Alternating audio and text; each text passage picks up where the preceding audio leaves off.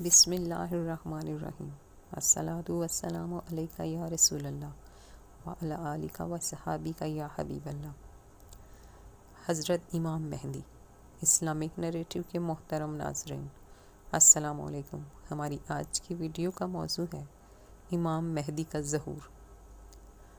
مسلمانوں کے نزدیک قیامت سے قبل امام مہدی کی آمد یقینی سمجھی جاتی ہے۔ حضرت مہدی امت میں ایک مجدد کامل اور ایک عادل کا درجہ رکھتے ہیں۔ اہل سنت کے ہاں معصوم ذات صرف انبیاء کرام کی ہے۔ یاد رہے کہ یہ انبیاء کرام علیہ السلام میں سے نہیں ہوں گے، بلکہ اللہ تعالیٰ کے مقرب و برگزیدہ بندے ہوں گے۔ نام و لقب۔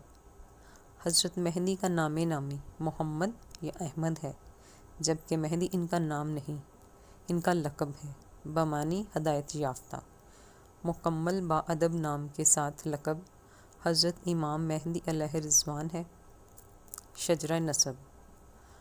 حضرت مہدی حسنی سادات اہل تشیع کے نزدیک حسینی سادات میں سے ہوں گے۔ ان کا نام نامی محمد یا احمد اور والد کا نام عبداللہ ہوگا۔ اکثر علماء اہل سنت حضرت محمد بن عبداللہ المہدی کو حضرت علی رضی اللہ کے بڑے بیٹے حضرت حسن رضی اللہ کی نسل سادات میں سے ظہور ہونے کو مستند مانتے ہیں۔ ابو داؤد اور دیگر حدیث کی روایات میں بھی ابو اسحاق کہتے ہیں کہ علی نے اپنے صاحبزادے حضرت حسن کی طرف دیکھ کر فرمایا، میرا بیٹا، جیسا کہ رسول اللہ صلی اللہ علیہ وآلہ وسلم نے اس کے بارے میں فرمایا کہ یہ سردار ہے، عنقریب اس کی پشت سے ایک شخص پیدا ہوگا جس کا نام تمہارے نبی کے نام پر ہوگا۔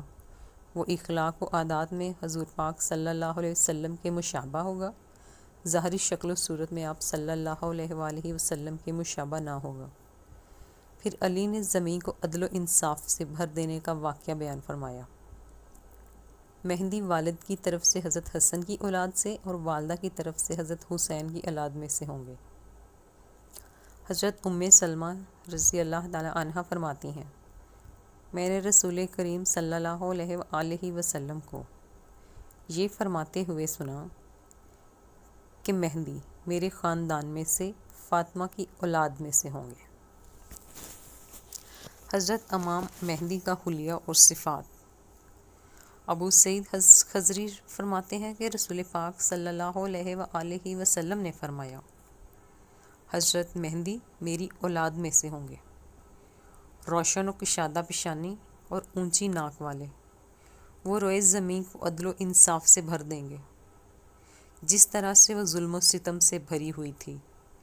وہ 7 برس تک زمین پر برسر اقتدار رہیں گے، یعنی امت کو ان کے دور میں جن امور کی ضرورت ہوگی اور جو چیزیں اس کی کامیابی اور برتری کے لیے ضروری ہوں گی، وہ پوری روئے زمین کے مسلمان بے تحاشا قربانیاں دینے کے باوجود محض ان چند چیزوں کے نہ ہونے کی وجہ سے کامیاب نہ ہو رہے ہوں گے۔ حضرت امام مہدی کو قدرتی طور پر ان کا ادراک ہوگا۔ وہ ان کوتاہیوں کی تلافی اور چند مطلوبہ صفات کو بآسانی اپنا کر امت کے لیے مثالی کردار ادا کریں گے۔ چند سالوں میں وہ سب کچھ کر لیں گے جو صدیوں سے مسلمانوں سے بننا پڑ رہا ہوگا۔ وہ پہلے سے پیدا نہیں ہوئے ہیں، عام انسانوں کی طرح پیدا ہوں گے۔ 40 سال کی عمر میں امت مسلمہ ان کو اپنا قائد بنائے گی۔ ان کے ہاتھ پر بیعت کر کے کفر کے برپا کردہ مظالم کے خلاف وہ عظیم جہاد شروع کرے گی جس کا اختتام عالمی خلافت اسلامی کے قیام پر ہوگا۔ حسنی سادات کو ظہور مہدی کا انعام ملا ہی اس لیے ہے کہ وہ اپنے جائز دعوے اور حق سے دستبردار ہوئے تھے۔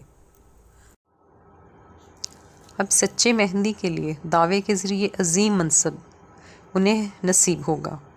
تفصیل اس کی یہ ہے کہ نواسہ رسول سیدنا حضرت حسن رضی اللہ تعالی عنہ اثار کا مظاہرہ کرتے ہوئے معاویہ کے حق میں حکومت سے دستبردار ہو گئے تھے، اور محض اس لیے کہ مسلمانوں میں صلح اور اتفاق رہے، اور اسی صلح اور اتفاق کی خاطر اپنا یہ جائز حق چھوڑ دیا تھا۔ اس کے بدلے جب آخر زمانے میں امت کو اتفاق و اتحاد کی ضرورت ہوگی تو اللہ انہی کی اولاد میں سے ایک مجاہد لیڈر عالمی سطح پر خلافت کے قیام کے لیے منتخب فرمائیں گے، کیونکہ اللہ تعالیٰ کا قانون یہی ہے کہ جو شخص اللہ کی رضا کی خاطر کوئی چیز چھوڑ دیتا ہے تو اللہ تعالیٰ اس کو یا اس کی اولاد کو اس سے بہتر چیز عنایت فرما دیتے ہیں۔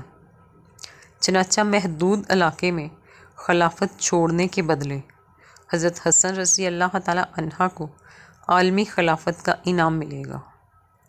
جس طرح پیغمبر حضرت اسحاق کی اولاد سے بہت سے انبیاء کرام علیہ السلام آئے اور حضرت اسماعیل علیہ السلام کی نسل میں اللہ تعالیٰ نے صرف ایک نبی بھیجے جو ختم الانبیاء تھے، اسی طرح حضرت حسین رضی اللہ تعالیٰ عنہ کی نسل سے بہت سے اولیاء آئے، جبکہ حضرت حسن رضی اللہ تعالیٰ عنہ کی اولاد سے ایک ہی بہت بڑی ولی آئیں گے جو ختم الاولیاء ہوں گے، حضرت امام مہدی کا ظہور۔ حضرت امام مہدی کا ظہور ایک ایسے وقت میں ہوگا جب امت کو شدید مشکلات سے دوچار ہوگی اور ہر طرف مسلمانوں پر عرصہ حیات تنگ کیا جا چکا ہوگا۔ چنانچہ ان کے ظہور کے وقت کی علامات آپ صلی اللہ علیہ وآلہ وسلم نے بیان کی ہیں۔ مسلم ممالک کی اقتصادی ناکہ بندی۔ جابر بن عبداللہ فرماتے ہیں کہ رسول پاک صلی اللہ علیہ وآلہ وسلم نے فرمایا، وہ وقت قریب ہے جب عراق والوں کے پاس روپے اور غلہ آنے پر پابندی لگا دی جائے گی۔ ان سے پوچھا گیا کہ یہ پابندی کس کی جانب سے ہوگی، تو انہوں نے فرمایا اجمیوں یعنی غیر عرب کی جانب سے۔ پھر کچھ دیر خاموش رہنے کے بعد کہا کہ وہ وقت قریب ہے جب اہل شام پر بھی یہ پابندی لگا دی جائے گی۔ پوچھا گیا کہ یہ رکاوٹ کس کی جانب سے ہوگی، فرمایا اہل روم مغرب والوں کی جانب سے۔ پھر فرمایا کہ رسول اللہ صلی اللہ علیہ وآلہ وسلم کا ارشاد ہے کہ میری امت میں ایک خلیفہ ہوگا جو لوگوں کو مال بھر بھر کے دے گا اور شمار نہیں کرے گا۔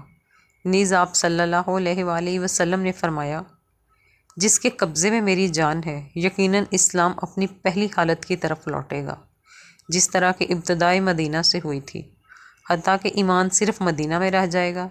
پھر آپ نے فرمایا کہ مدینہ سے جب بھی کوئی بے رغبتی کی بنا پر نکل جائے گا تو اللہ اس سے بہتر کو وہاں عبادت کر دے گا۔ کچھ لوگ سنیں گے کہ فلاں جگہ پر ارزانی اور باغ و زراعت کی فراوانی ہے تو وہ مدینہ چھوڑ کر چلے جائیں گے، حالانکہ ان کے واسطے مدینہ ہی بہتر تھا کہ وہ اس بات کو جانتے نہیں۔ ابو صالحہ تابعی نے ابو ہریرہ رضی اللہ تعالی عنہ سے روایت کیا ہے کہ مصر پر بھی بندی لگا دی جائیں گی۔ ناظرین، اس ویڈیو کا اگلا پارٹ جلد ہی اپلوڈ کر دیا جائے گا۔ ویڈیو اچھی لگی ہو تو لائک کر دیں، چینل پر نیو ہیں تو چینل کو سبسکرائب کر دیں۔